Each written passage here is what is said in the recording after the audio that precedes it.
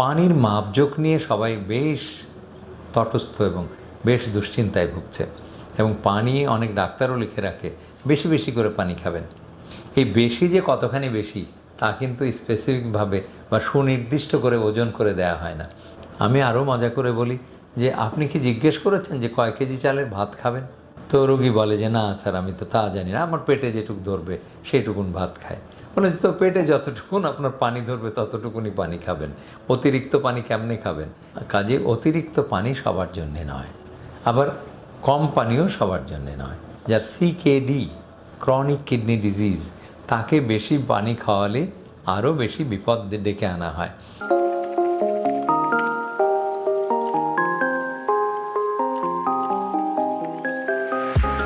অনেকেই বেশিরভাগ রুগী বা রুগীর আত্মীয়রা, বিশেষ করে মা জাতীয় যত আমাদের রুগীর আত্মীয় থাকে, অভিভাবক থাকে, তারা ছুটির সময়, রুগীর ছুটির সময় জিজ্ঞেস করেন যে ডাক্তার সাহেব কি ডাক্তারবাবু অথবা স্যার, আমরা এই রুগীকে কতখানি পানি খেতে হবে, অথবা সুস্থ একজন মানুষ কতখানি পানি খাবে। প্রায়শই এই বিড়ম্বনায় চেম্বারে আমাদের বিড়ম্বনার শিকার হয়ে যে কতখানি পানি খাবে। পানির মাপজোক নিয়ে সবাই বেশ তটস্থ এবং বেশ দুশ্চিন্তায় ভুগছে এবং পানি অনেক ডাক্তারও লিখে রাখে বেশি বেশি করে পানি খাবেন। এই বেশি যে কতখানি বেশি তা কিন্তু স্পেসিফিকভাবে বা সুনির্দিষ্ট করে ওজন করে দেয়া হয় না যে কতখানি বেশি। ঠিক ওই যে কেকা ফেরদৌসির রান্নাঘর অনুষ্ঠানে যেমন দেখা যায় পরিমাণ মতো লবণ দেবেন, তো এই পরিমাণ মতো পানি খাবেন। আসলে এই পরিমাণটা আপনার নির্ধারণ করে দিয়েছে সৃষ্টিকর্তা। আপনার স্রষ্টাই আপনার ব্রেনের মধ্যে একটা সেন্টার বসিয়ে রেখেছে। যখন আপনার দেহের মধ্যে পানির ঘাটতি বা পানি স্বল্পতা দেখা দিবে, মানে পানির চাহিদা তৈরি হবে, তখন আপনার সেন্টার থেকে আপনার মুখের মধ্যে খবর চলে আসবে, তুমি পিপাসার্ত, তোমার এখন পানি পান করা দরকার। এইভাবে আপনাকে মেসেজ দেয়া হবে, তখনই পানি খাবেন, তার বাইরে নয়। এটা হলো মোদ্দা কথা। কারণ আমি যদি বলি আপনি 2 লিটার পানি খাবেন, তাহলে আমার মতন সারাদিন যারা এই এয়ার কন্ডিশন রুমে বসে আছে, অথবা রানার মতো সারাদিন এয়ার কন্ডিশন রুমে বসে আছে, তার তো 2 লিটার খরচই হবে না। তো 2 লিটার খরচ হবে না, 2 লিটার খেয়ে ফেলেন তো জমা হতে থাকলো।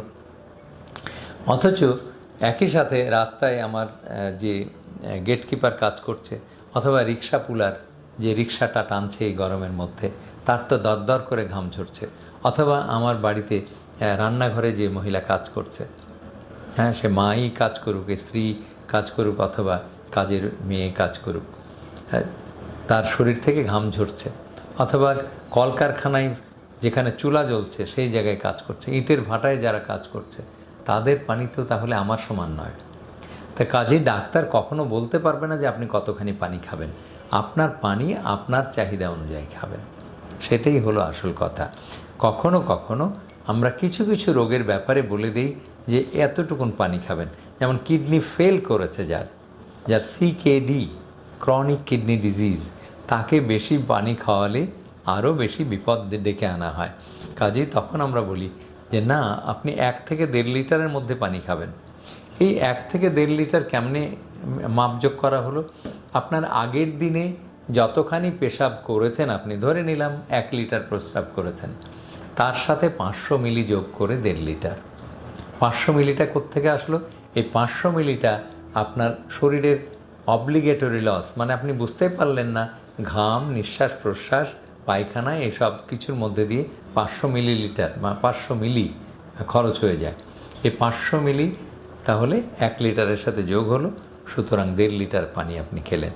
এটা হলো যাদের অসুস্থতা আছে তাদের জন্যে সীমাবদ্ধতা।